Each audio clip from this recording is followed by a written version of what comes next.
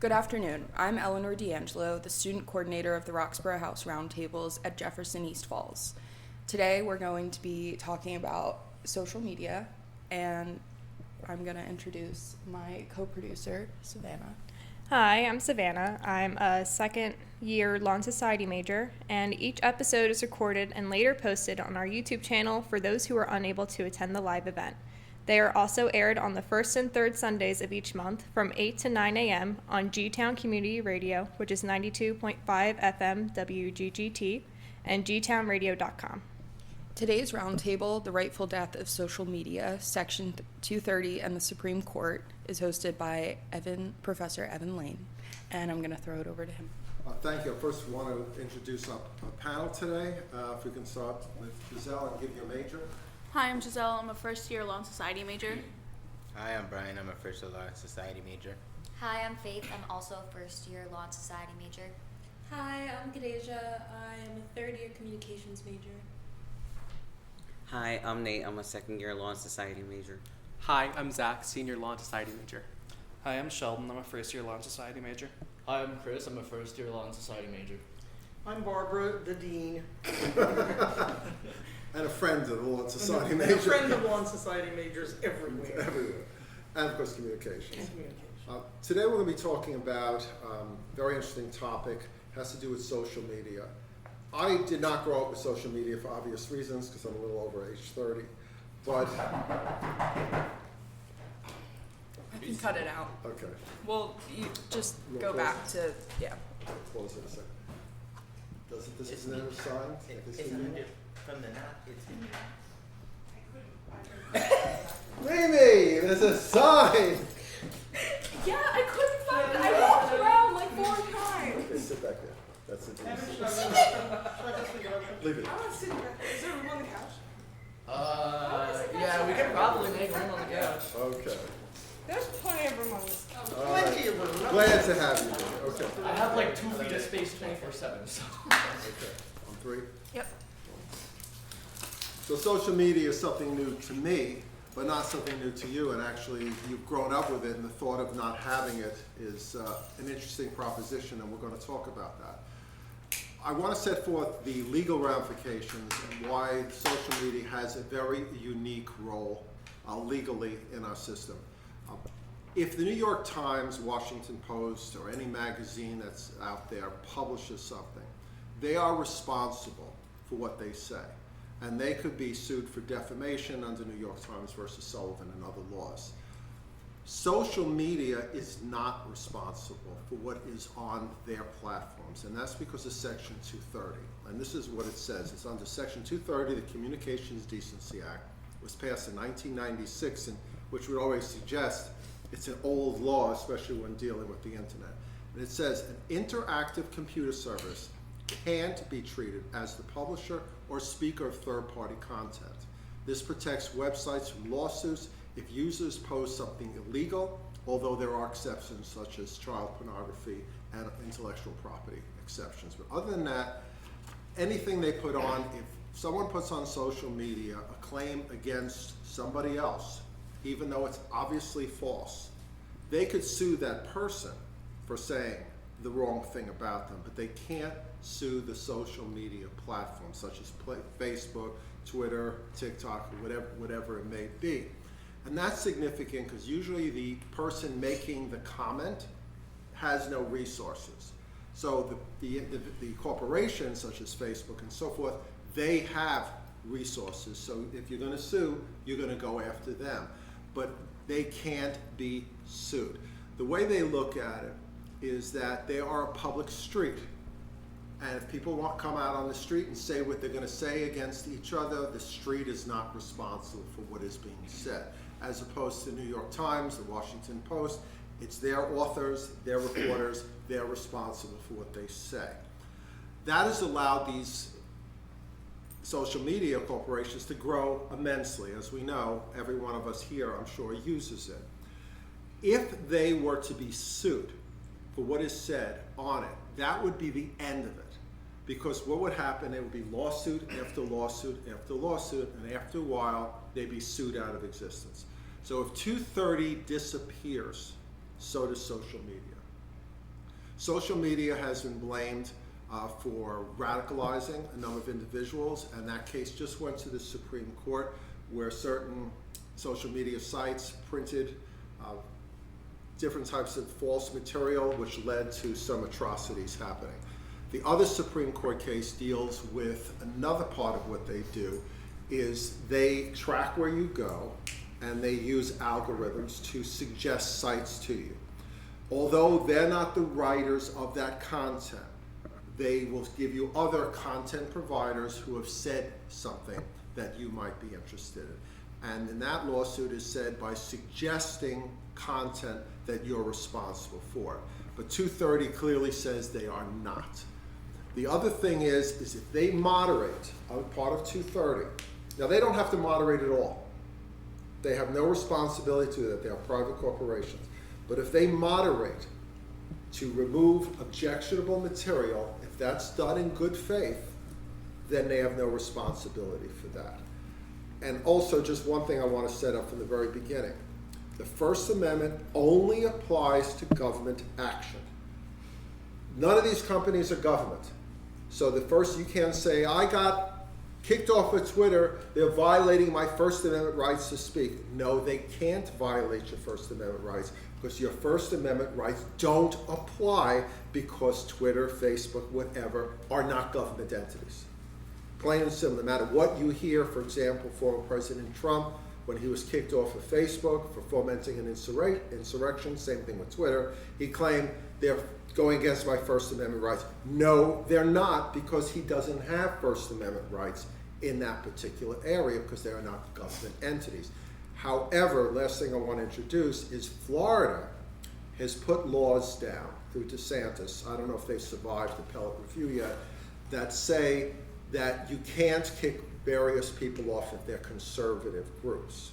Now, DeSantis is a government entity, and he is censoring or forcing a particular private corporation to say or not say something. That's a violation of the First Amendment, because Florida, at least as of today, is still part of the United States. So with that, we'll leave comments made by various different congresswomen aside for a second. So that is the parameters. If the Supreme Court gets rid of 230, there will be no Facebook. There'll be no Twitter. These will be shortly sued out of existence. Now, one more thing I want to introduce. People with money who have lawyers on retainer, powerful people, can use lawsuits as a weapon.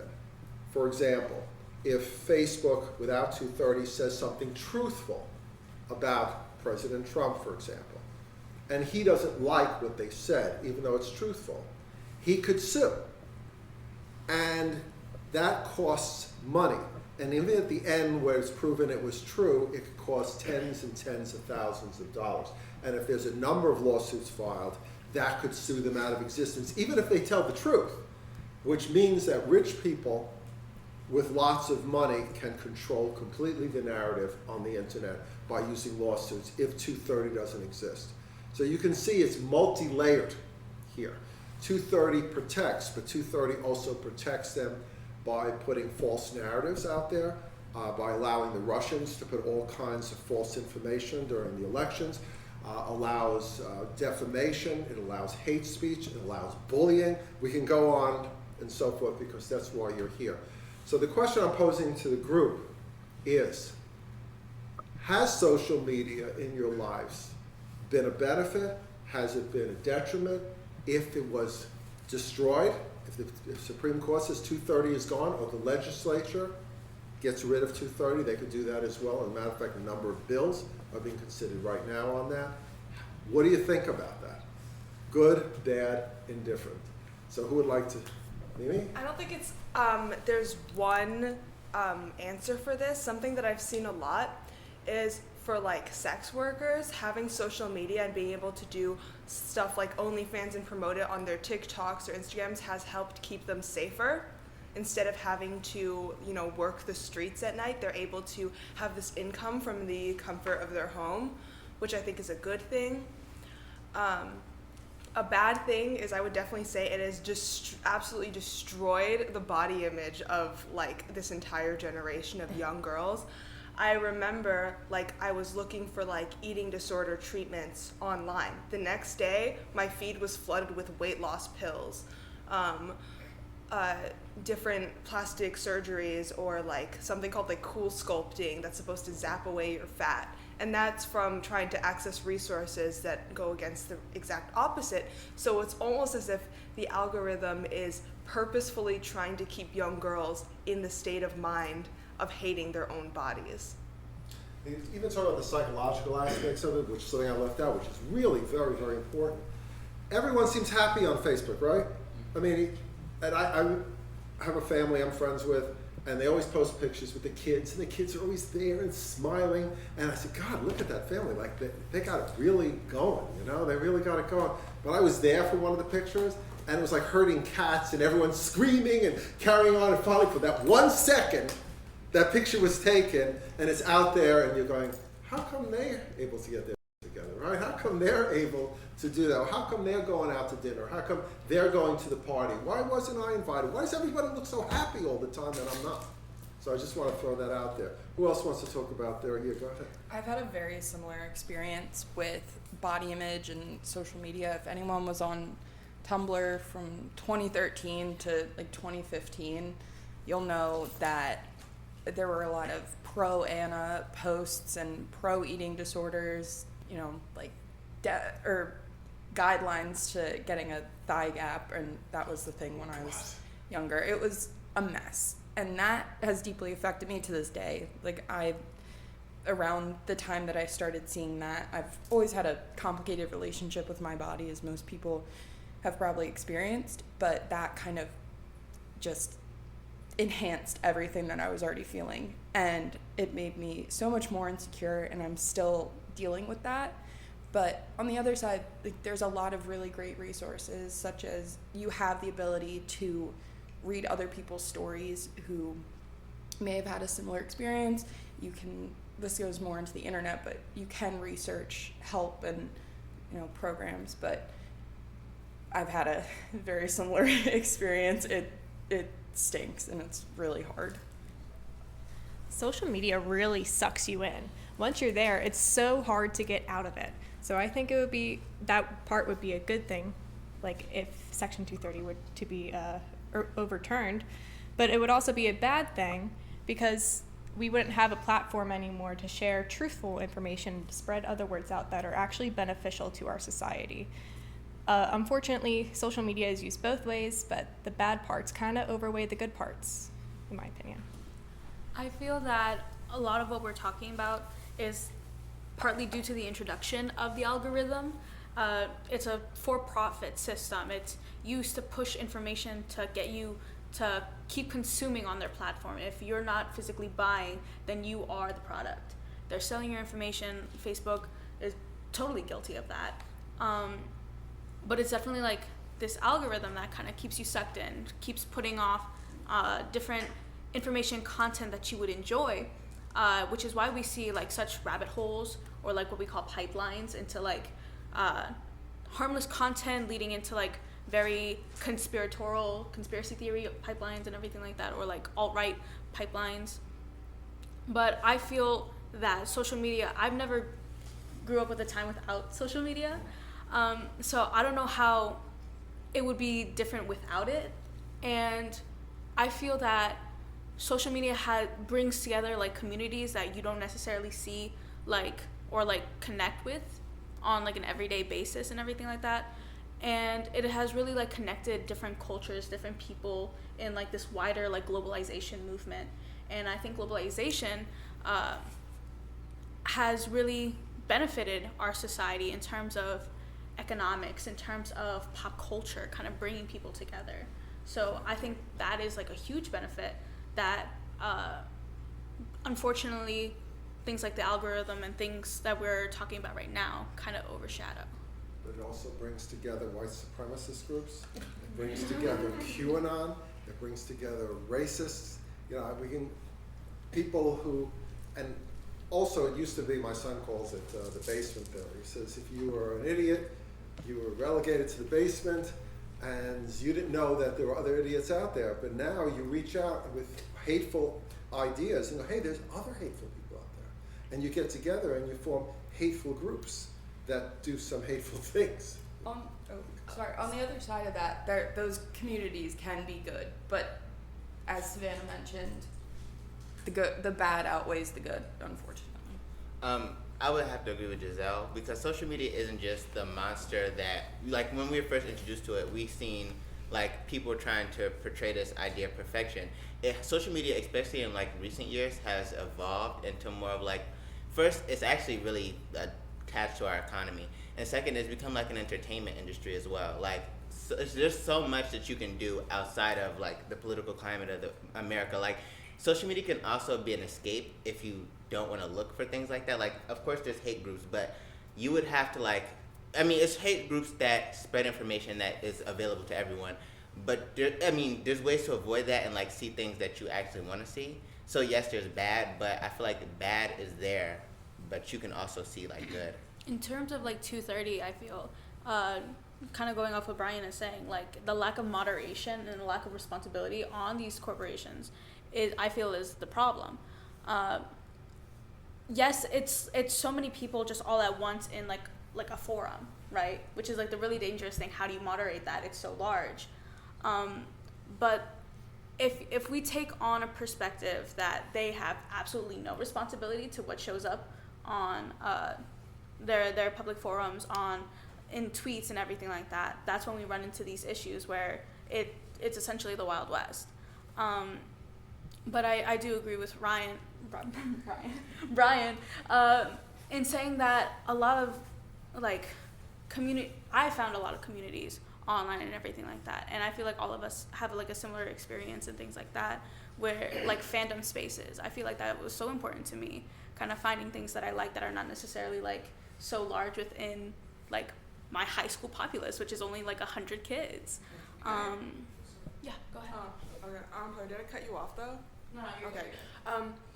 Good. But also the negative effects are actually so deadly. I mean, other than anorexia just being like the mental illness with the highest fatality rate, there's also, if you look at these school shooters, and during the investigations, they are part of these online alt-right communities and you can actually see them like deliberating on their crime in these communities. Because what happens is the basement theory, when you're not out there forming like in-person interpersonal relationships, it can really mentally, like socially disable you basically. And I think that especially like what I've noticed with like very young depressed men, they find these communities about like, why don't women want to have sex with me? And it's just these forums talking about just being misogynistic. Like, the reason why women don't want to have sex with you is because women are terrible and women are the degenerates of society. And I've seen it firsthand because I'm a gamer and I spend time with these men all the time. Also known as incels. Incels, the incel community. Yeah, we have two people over 30 here.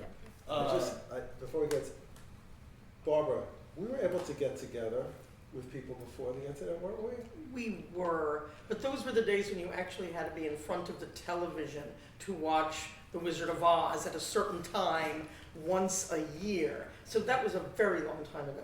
But yes, we were able to get together. And in fact, we could invite one another places. And we had groups, and we had protests. We did enormous protests. Enormous protests without social media. And we had groups, we had community groups, and we also had to be socially involved. We had to actually be involved in just putting a rainbow flag behind our Facebook page. Yeah. So I just want to put that out there. I think that's like an interesting thing to say, but like, I think we can like speak to this. The presence of like third spaces where people can just come together and just like talk to one another and just meet up, that's not so prevalent as it was before.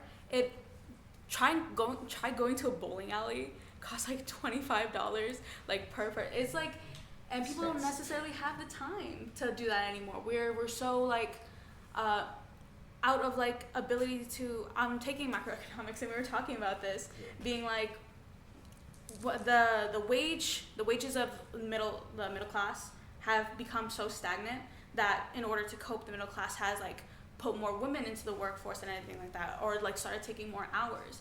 But we've reached a point where we can't necessarily do anything about that anymore. We can't add more laborers to the workforce. We can't put in more hours. We're at our limit. So I just feel like the fact that we're working longer hours now and the pay hasn't increased necessarily, and we're still like kind of like finding it easier to adapt to social media and find community there has led to this. Now I like the points that's been brought up with finding communities, but I actually feel like that's more of a negative than it can be a positive, because I was an athlete. My community was like my whole team. I played a lot of soccer when I was younger, and then when I was like in middle school, I got an injury and I had to take a few seasons off. And at that point, I actually had my own phone, so that's when I started getting into social media, and I found my communities. And I haven't touched a ball since, and I love that game. Like, I haven't really gotten back on the pitch. It's just killed my motivation, killed what once made me like joyful about something, and it's just made me like a lot more introverted. And I know that, you know, some people that even saw this brochure here to come to talk about this topic, some of them are probably on social media right now instead of being in this circle talking about it, trying to find a community. A lot of the people we I have think that's really important, and related to what Professor Lane said too about, but just take an example. I don't know if any of you have seen footage of civil rights demonstrations in Washington in the 1960s or anti-Vietnam War demonstrations. There were 200,000 people. The entire Washington Mall covered, people who couldn't get there, and that was all organized by leaflets, telephones, through unions. There were buses with, you know, union members going down to DC, things like that. You haven't seen a demonstration that large in the 90s, and you know, they're just, people don't go. And I think there is this false sense that you have a community. There's a false sense that you put something up on social media, I made my political statement. I don't have to, you don't go to the protest. You don't organize the protest because you think you've done it already, that kind of thing. And I also want to add that nowadays on social media, it's easy to buy followers, or like easy to buy like traction. Everything is so pay to get clicks, pay to get viewed now. So you can't even say that you have such a huge backing some of these times, because anyone can have that backing with like $20 in their pocket. There's this term that I actually found on the internet called doom scrolling, and it's when you go on Instagram, TikTok, whatever your preferred social media platform is, and you just keep scrolling on the videos, keep scrolling. Even if you're paying attention or not, you're just stuck, and you're scrolling, and you're scrolling, and you're scrolling. So I feel like even if we enforce more regulations in 230, if we wanted to keep social media going, it wouldn't work. We're all sucked in, and it would make everyone's lives seem more perfect than ours. It would just spiral into complete disaster. And on the doom scrolling, I think the best word I could describe stuff like TikTok is like an evolutionary trap a little bit. Like, the idea, like, I see like our entire generation, like everyone suddenly has stuff like ADHD, which I'm not denying, but I'm saying that like the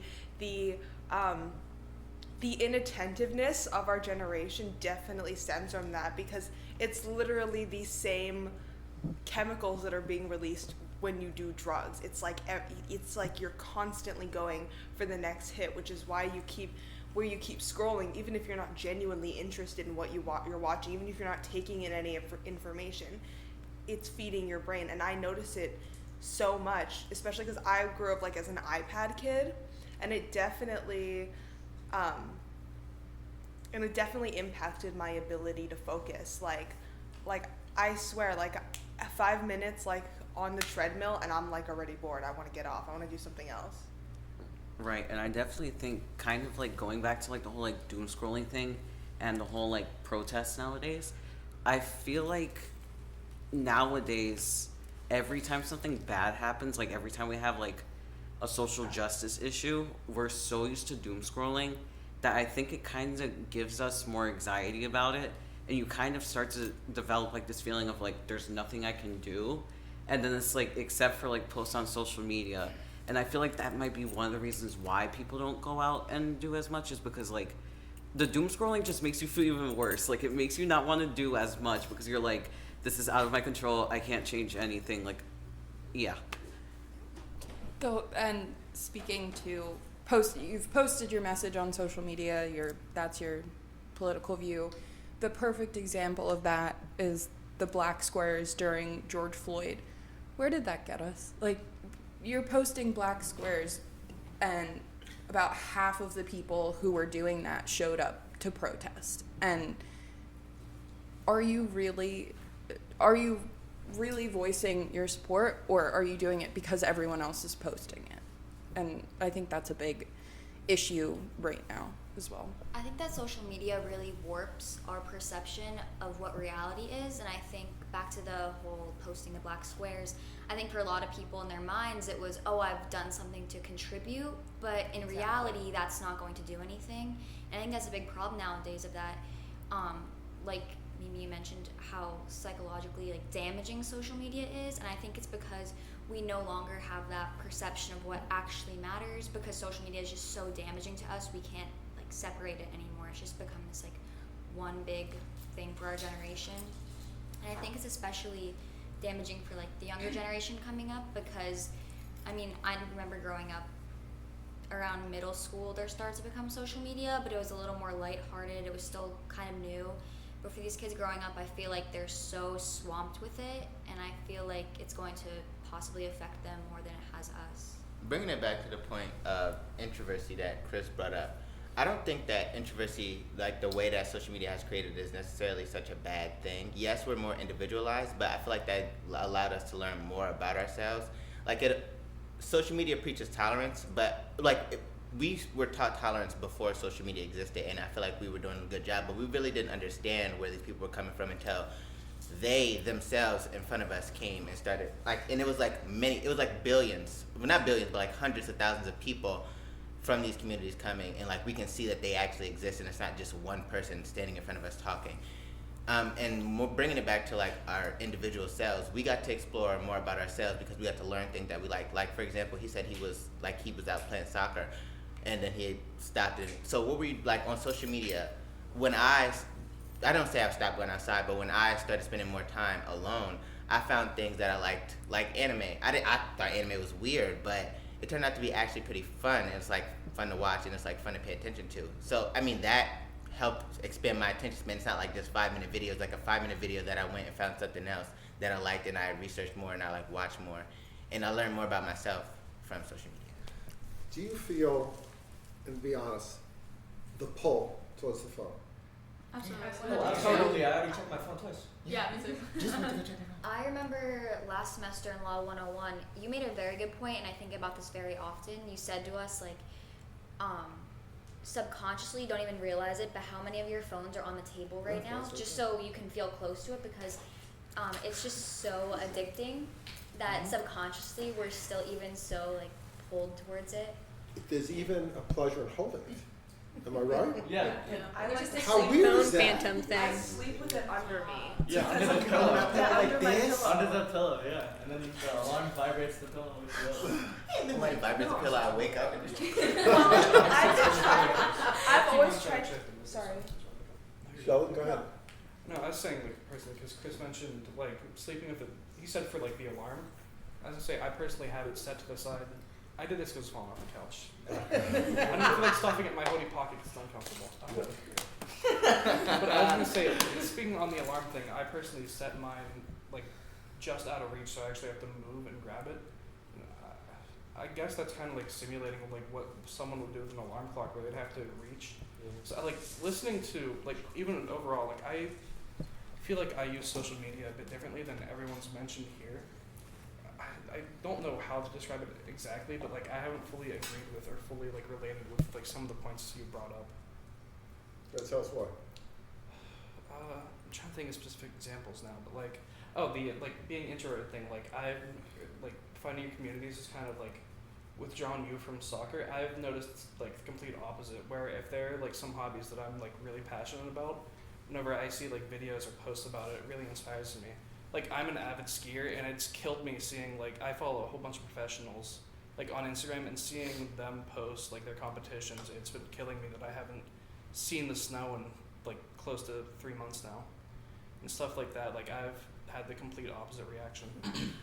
I also think that the way that we use social media definitely changed during quarantine. Instead, like what social media kind of used to be was you'd go in there and connect with your in-person friends, but now half of my friends are people that I've met online, and I go on to mingle with my online friends, and that's just a part of my life. I also think that the phone thing is such a curse.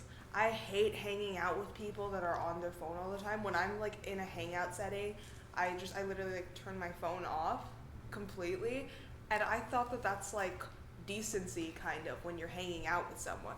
But I've been hanging out with people, and they're just like scrolling through TikTok, half paying attention to me, half to their phone, and I'm like, look me in the eyeballs.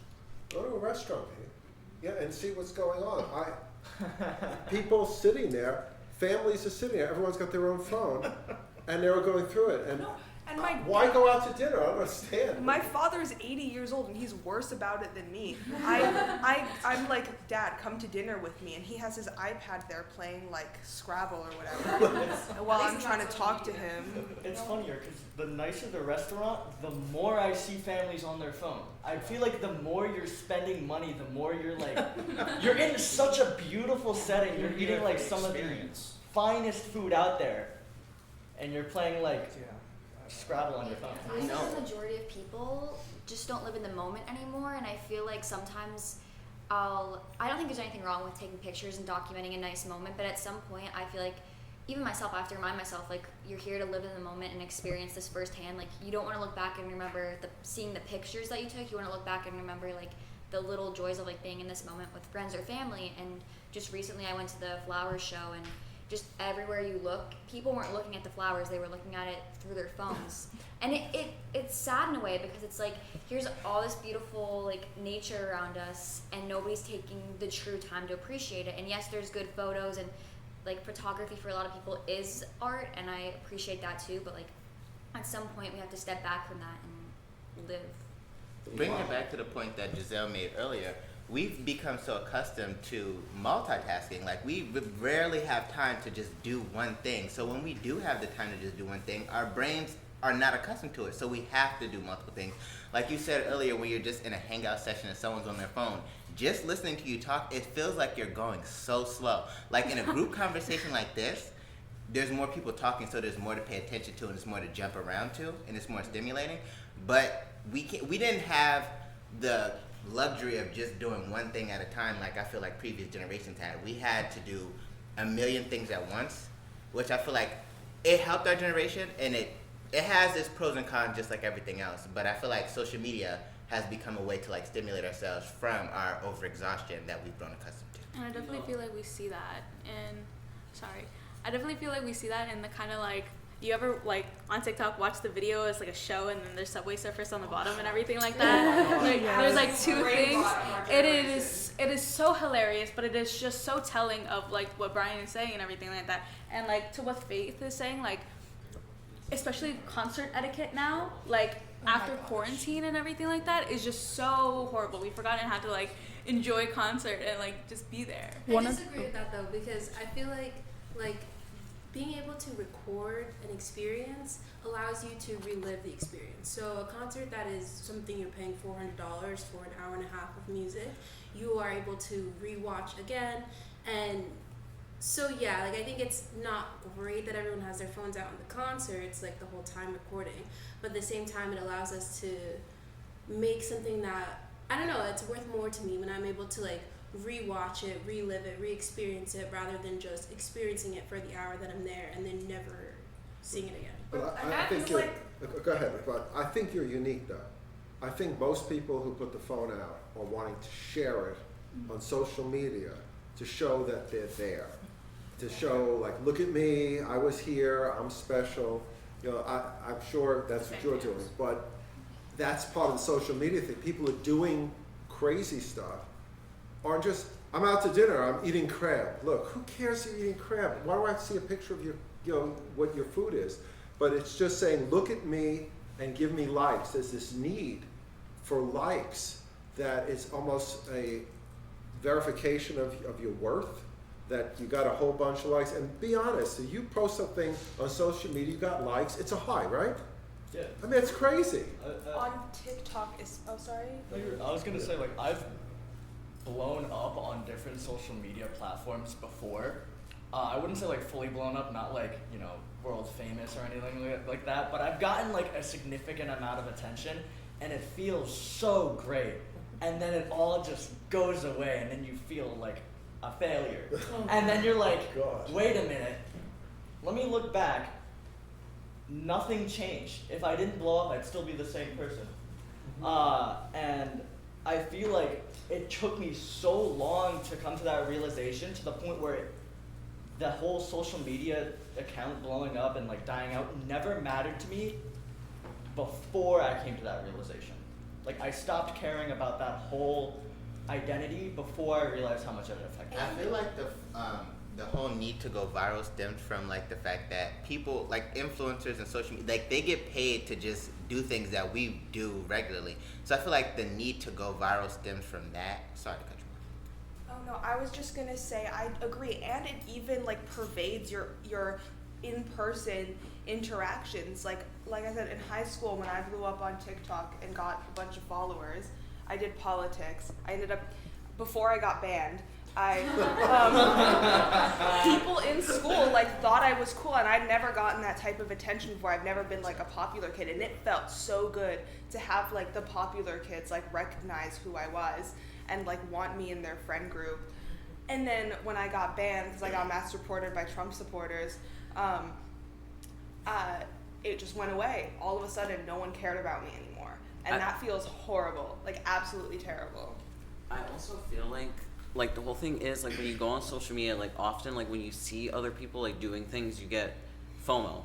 And then it's like, so then I feel like when you start to gain attention, like, you know, like you want to feel like that validation where like you're giving other people FOMO, where you're like, oh, look what I get to do, because you know how it feels to be on the other side of the situation. You want to be the one who's giving someone FOMO, I feel like. And like going back to the concerts and events that you go to and people are taking videos and photos, they weren't meant to be taken photos of. You're supposed to enjoy the moment when you're there. And in reality, who really cares? Who really cares if you post that on social media? And people are going to like it and that's it. They're not going to remember it. So I feel like it's beneficial to relive the moment. Yes, take a few pictures and videos for your camera roll so you can enjoy it later, but it shouldn't take up your whole experience. I think that there's a distinction between filming or photographing for the sake of documentation. Like, I 3 years later still rewatch the clips from the Taylor Swift concert I went to, like that. And then there's another thing of like posting it on social media for people to see. Sometimes if I see like friends that I know that didn't invite me to hang out with them, it feels like a personal attack that they're posting it on social media without inviting me, and it literally makes me want to like die. Like, it's a horrible feeling. Like, the amount of times I've cried just because I looked on social media and saw people hanging out without me. When I was in my teens, I was a big directioner. I don't know if anyone can relate, but concerts were a huge thing. And Giselle talked about fandom communities.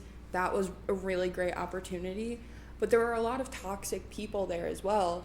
And then my freshman year of high school, it was On the Road Again tour.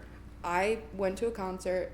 It wasn't the Philadelphia one, and it was like the first day of school, and everyone was going to the One Direction concert, and I wasn't there. And I was like, oh, that's kind of a bummer, you know? Like, everyone's experiencing this really great thing that means a lot to me. But now, at the concerts that I did go to for them, I found myself recording a lot because that's what everyone else was doing. And I was like, I really want to remember this, but also, like, I didn't want to miss a single thing. And now when I go to concerts, I tell myself, you can record the song that really means a lot to you and you can revisit it, or like record one or two, but for the rest of it, really be there and enjoy it. You spent the money to be there.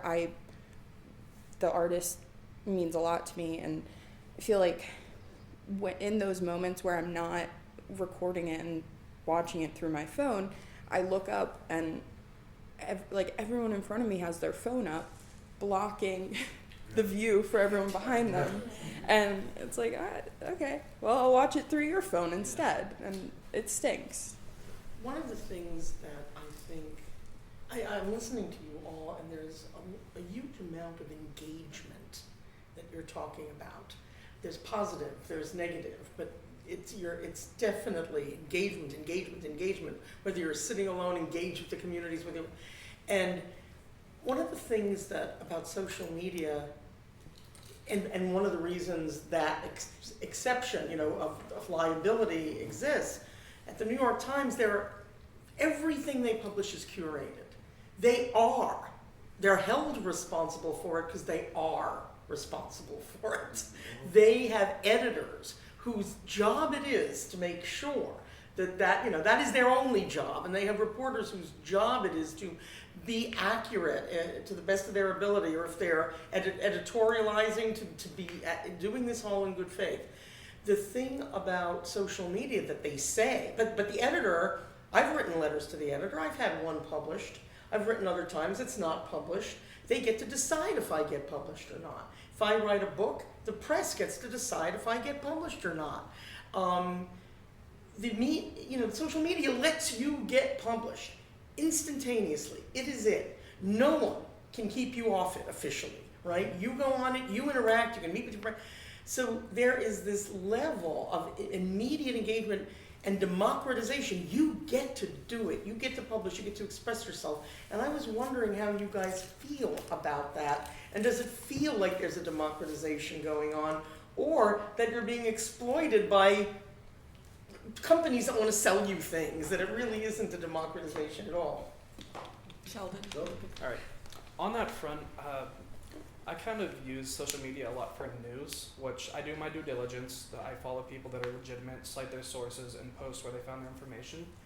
And I do that because of how selective broadcast media is, or like the press. Like I don't trust it because it's all biased, like towards either direction. And I know that like even on social media, like the people that I follow like do have inherent biases, but it's a lot more free and a lot less. There's a lot less money in it than broadcast media, which is like they all have different corporations pulling the strings, which I don't trust, and the individual has a lot less like outside coercion that would corrupt them to either side. But the problem is with that is no one's going to read you unless you are somewhat salacious or inviting the click. And if you're printing something that's more mediocre or just like not as yelling, at you, they're not going to get the clicks. It's driven by money. I mean, there's some people, yes, who are on it who are there for good reasons, but most of the people on it are there for money, and they get the clicks by putting stuff that will enrage you in some way. If they say butterflies are beautiful, unless you're a butterfly nut, you're not going to go on. But if they go, what did Trump say today? Everyone goes on, and a lot of times it really doesn't match the headline, really doesn't match the story, but they got the click anyway. And that bothers me. And what bothers me also is all this false information that's put out there. Very few people like you, Sheldon. They're not checking their sources. They're getting stuff. There is one half of this nation still believes that the Fox News story of a rigged election is true, even though Fox now has admitted it's false, and they're still going to believe it because Fox is not saying that on their own station. So there's a problem there, and the information you get is driven by money. Murdoch said it very clearly. I don't think red or blue states, I think green. That was part of his deposition. So very few people do what you do, unfortunately. And I just wanted to have one more comment. I'll throw it to all you guys. I did something that went viral. I've got over 1 million views, Professor Paracal and I, on the 9/11 thing. And we have tens of thousands of comments, and none of them make me feel good. Okay? So in the old days, if I had to criticize you or disagree, I would look in your eyes and I would talk to you. Okay? And that moderated the way I behaved as a human being, as opposed to God, a troll. And you have so many people, because they have false names, they don't have to look in you in the eye, and they can say terrible, terrible things about you without any accountability at all. And luckily, you're not a 14-year-old. Right, I don't care. You know, at 14, I don't read them, and I could care less how many likes or dislikes I have. I don't care. But there are people who really do. And that's the problem with 230, because they can post all these hateful, horrible comments that will destroy your body image, destroy everything about you, and have no responsibility for it at all. And I have a very radical point of view. I want it all gone.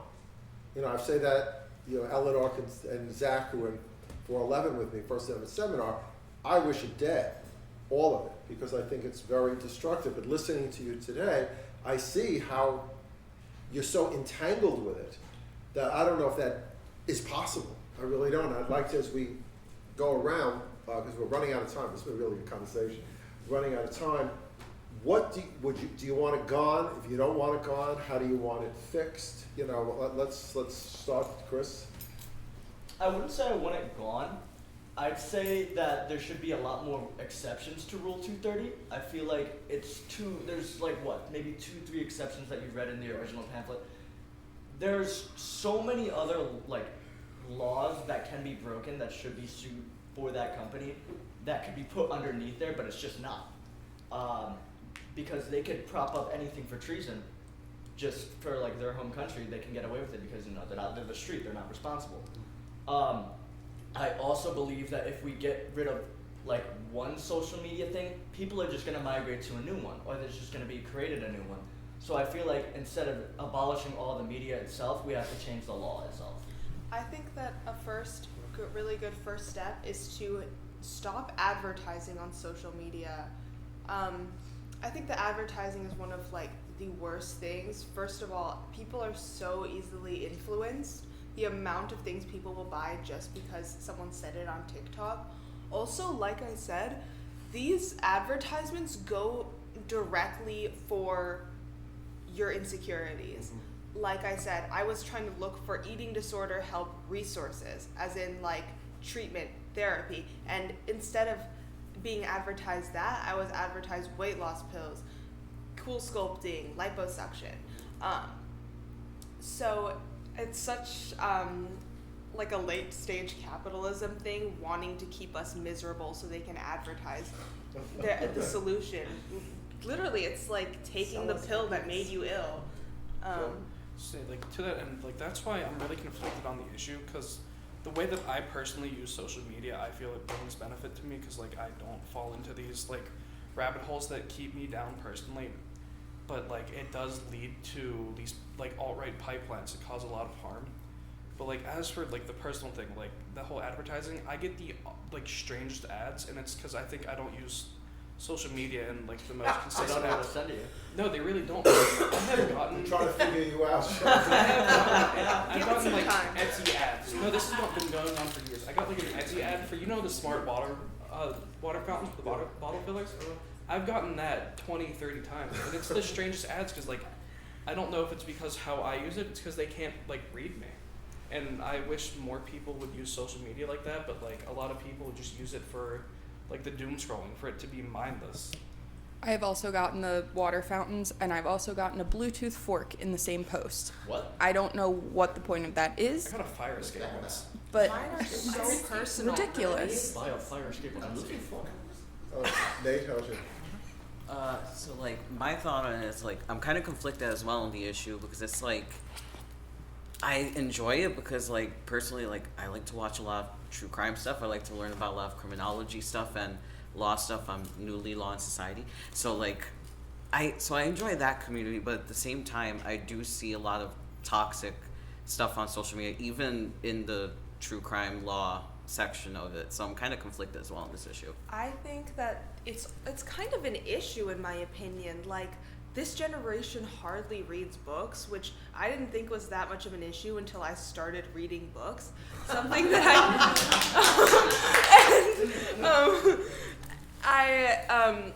I think that especially the true crime obsession, because of the way that it's presented to us and the lack of nuance in it, people are becoming desensitized to violence. Yeah, like these girls doing their makeup while talking about it, you can slowly see them getting more and more desensitized. Whereas if you read when I read the Amanda Knox book, it completely, when I started making my presentation, the lightness to which I treated it shifted, because like I remember like I was trying to decorate the slide with like blood splatters and stuff, and then when I read the book I realized how serious it was, and like Faith pointed that out to me, oh she's not here right now, and was like, you should take out the blood splatters. And then after I read the book I was like, these are real people with real lives, and all of that is taken away when you put it in a short form media type of content. When you put this between you and an individual, it desensitizes them completely. And we're going to do, at the end of the semester, we're going to do White Bear, which is a Black Mirror show. Oh my God, that's my favorite episode. And you'll see how that goes. Zach? Yeah, I think social media is here to stay, and it's not going to go anywhere because we've just been so accustomed to it. But I agree that there does need to be some moderation with respect to the Google case, the YouTube case, the Twitter case. I think that when Google is like supporting these ads, supporting the video of the Taliban and posting it, reposting it, and monetizing off of that speech, like that is them endorsing that speech, which is then like promoting that speech. So yes, there's some accountability in that aspect, but there needs to be more moderation.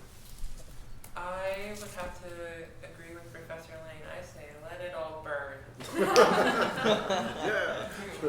It's so unnecessary. I mean, if I don't really need to know what all these people are doing, like I haven't talked to in 5 years. If I want to know what people are doing like that I care about, then I'll just go talk to them. Or like I have their phone number and I'll reach out. And how Nate mentioned like getting into watching like New to Law and Society, watching law videos. You can read law articles from other sources that have more credibility to them than just like on YouTube and like, oh, like 10 facts about, I don't know, whatever topic. There's other ways to do it. Like it's not like our whole like lives are gonna like shut down and be forever changed. It's just, they'll go back like 30 years and like reading articles more. But what about Initially, my opinion was that we should regulate it more with more thought out details to better support the social media community. But I've realized that no matter what we do to social media, there will always be damage done to the people who are on it. There is no way to avoid that. And like what you said, I watch crime shows. I like to research a bunch of stuff. And if you look for it on social media, you're going to get everything. You're going to get the lies, you're going to get some of the truth, you're going to get partial truth and lie, you're going to get whatever that is given to you. So I feel like if social media is gone, it's just going to make the new generation better people and better researchers. Social media, I don't think it's like, okay, so it's definitely an issue, but I don't think it's up to social media platforms. I definitely feel like we should hold them accountable, but I feel like that's us as the users. We're on these platforms. We have to show them that we're in control of what's going on our timelines. If you don't like what's going on in your timeline, get off.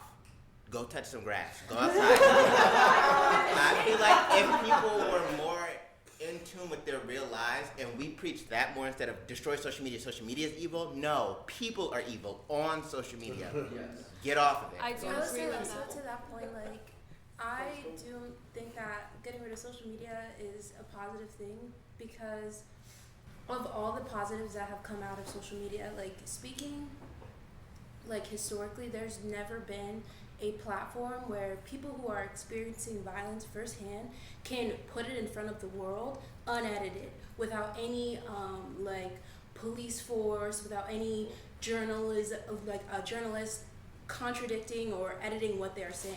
So people have a voice to speak up, which I think is powerful, and I have not seen it done in any other way besides social media. To that end, I've had my eyes open to so many like humanitarian crises that I would have never seen had I not been on social media. And I've gone like the complete opposite of like the alt-right pipeline. I've been partially through social media just because like opening my eyes to these humanitarian crises, like they've moved me so far left. Like, I mean, I'm trying to think, like I really started following politics in like 2018 with the like post-election, because like 2 years into like Trump's presidential term, like I'd really started to see some of the issues that were going on, and through that, like I moved further and further left, which it's not been purely through social media, but that definitely has spurred me. And I would have been so much more sheltered and so much more, I guess, like center, like politically, if I had never been exposed to these issues. Eleanor, what's your last comments, and then we'll sign off. I remember the days when on Friday nights my best friend and I would walk around the mall and go to the movies, and then as social media started to come about, it was about the fun dog Snapchat filters and seeing the pictures of everyone posting from like the gross CYO dance, and that was fun. Like I loved seeing fun pictures from people's vacations and goofing around, but the turnaround was so quick of all of these harmful things showing up. And so I think there has to be a balance between burning social media and letting it progress and Like rebirth. yeah, I think that there needs to be some sort of rebirth, reboot. We need to step back and evaluate, and how that'll happen, I'm not sure, but I think the pacifist in me just wants everything to be happy.